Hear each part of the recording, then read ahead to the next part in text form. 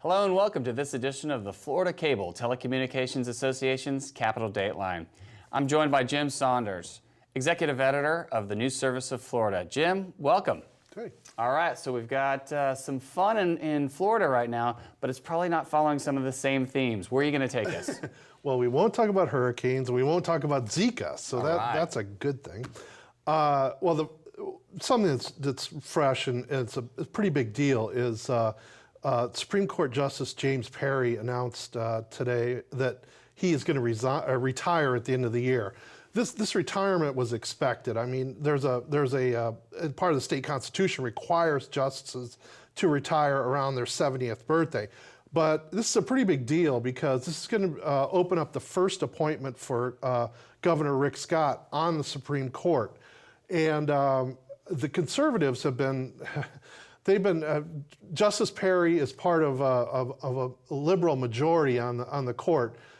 In a lot of cases, it's a 5-2 majority, particularly in civil cases. We've seen this emerge recently, for instance, on workers' compensation cases. A couple big rulings this year on that has changed the workers' comp system.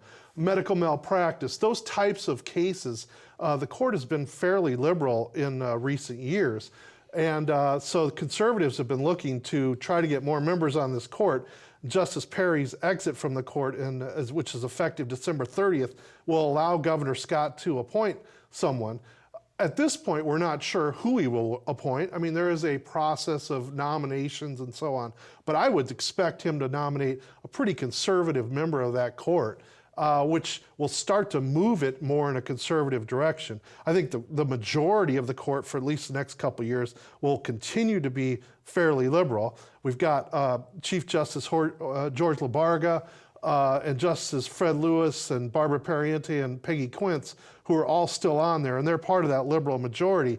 But this starts to move in a direction that over the next few years, I think you're going to see a lot more conservative court than what we've had in the past. Yeah, I think, when you look at the last elections, even the last 2 cycles, one of the key bullets that both the business community and even your trial attorneys have said is, that next governor is going to have the opportunity to appoint these next justices. Well, I think you have to look at what's gone on in Florida politics in the last 20 years. I mean, Republicans have controlled pretty much all of state government since 1998 when Jeb Bush was elected. And so they've been setting policy. And really, the backstop for Democrats has been the Supreme Court to be able to challenge some of the things that the legislature and the Republican governors have done.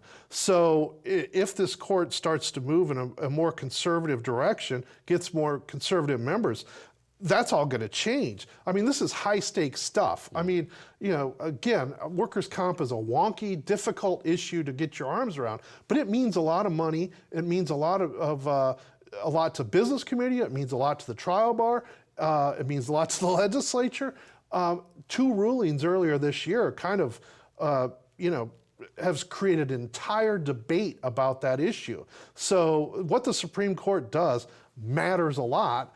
And there has definitely been an ideological split on that court for a long time. And we may see, I think this is also a manifestation of Republicans holding the governor's office since 1998. And they're going to have it at least through 2018 when Governor Scott leaves office. And, things are going to have started moving that way in the judiciary, much more conservative appointments than would have happened, for instance, under Governor Childs, Democrat, in the 90s. Yeah, well, we're going to stay tuned on that because that sure is the last step in legal validation or, getting rid of laws that the Supreme Court don't feel justified with the Florida Constitution. Yeah. So we'll see how that plays out. All right, so next thing, let's talk about something that, again, really isn't falling on, top headlines, at least on the political or the Zika scene. So we're going to talk about education. So what's happening there in higher ed? Well, we're also seeing changes in higher ed at some of the state universities. I mean, we're in a process right now where 3 universities potentially could be changing presidents soon. 2 of those issues could come up this week. University of West Florida is expected on Thursday, their trustees, to name a new president. Judy Bentz, who's been the president there, is retiring, or, well, she's stepping down as president. I think she may remain on the faculty, but she is leaving the president's job.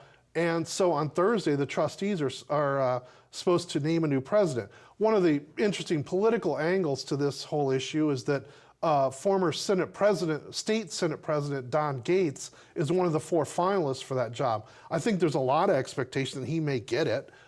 He definitely has been involved in that university for a long time.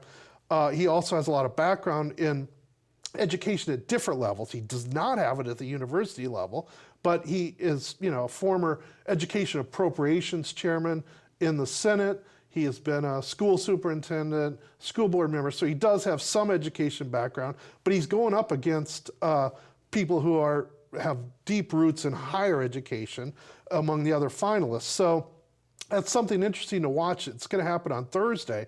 There's been some opposition recently raised by some faculty members out there. So I don't know how much that will resonate.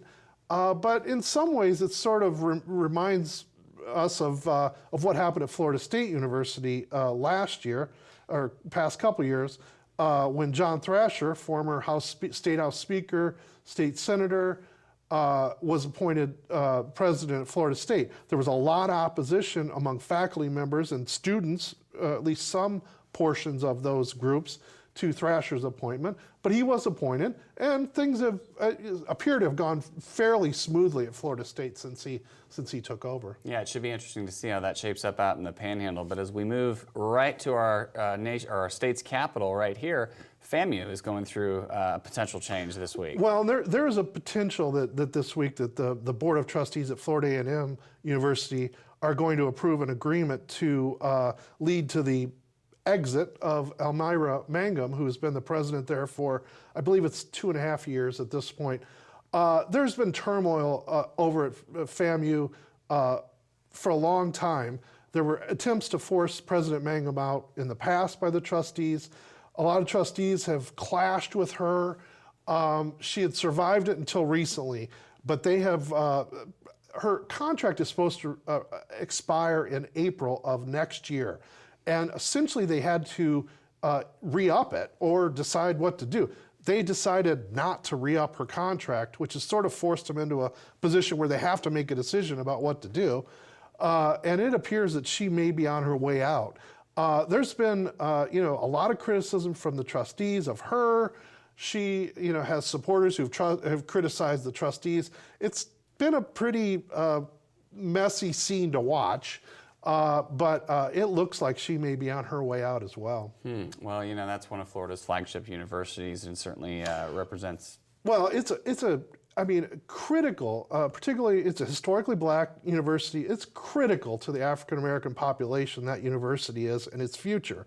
So, I think a lot of people are hoping that they can kind of get over this and get moving forward.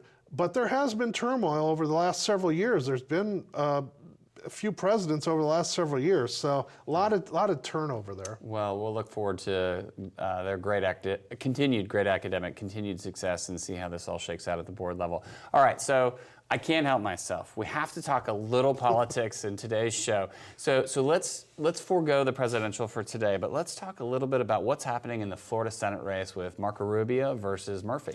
Well, Quinnipiac University poll last week came out and showed Rubio with a 7-point lead in that, opening up a 7-point lead in that race.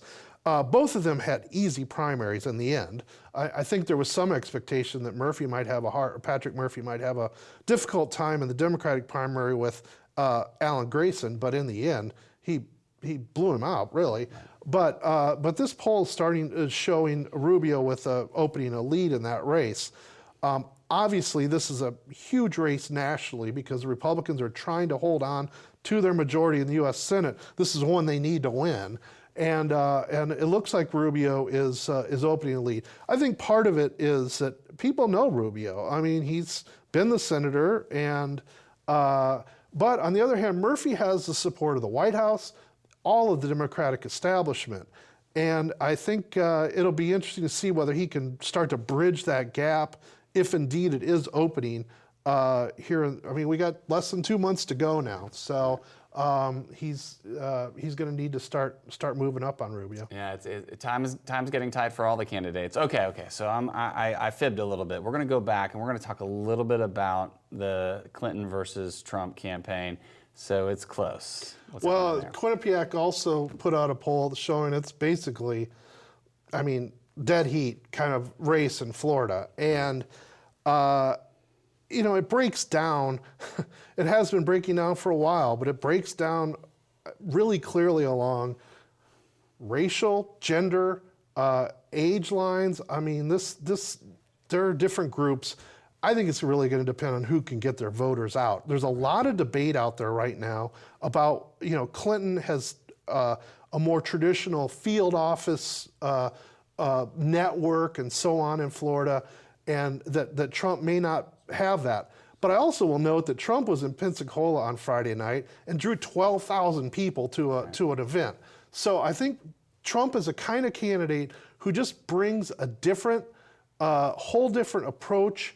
And I mean, social media, rallies, unpaid media. I mean, I don't know that we've ever seen a candidate like this. So it's a little bit unpredictable, but he's holding his own, it appears, at least for now, in Florida, which is one of the critical states. Well, while it's hot outside still in Florida, across the state, I'm sure those campaign consultants are extremely hot under the collar as the tension's rising. So we'll stay tuned for that. Jim, thank you so much for joining us today, and we'll look forward to talking to you next week. All right, thank you. Well, that's all we have for the show today, but for more opinions and news, go to our website, which is CapitolDatelineOnline.com, or check us out on our Facebook page. Stay tuned for more information, and we'll talk to you soon. Have a great day.